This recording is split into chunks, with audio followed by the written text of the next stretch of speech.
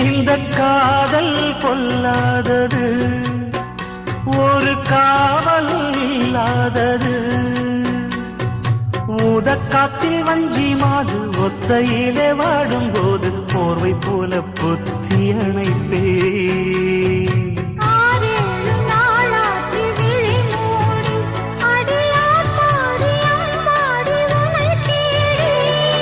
நீதானே மானே என் இளஞ்சோடி, உனை நீங்காது என்றும் என் உயிர் நாடி.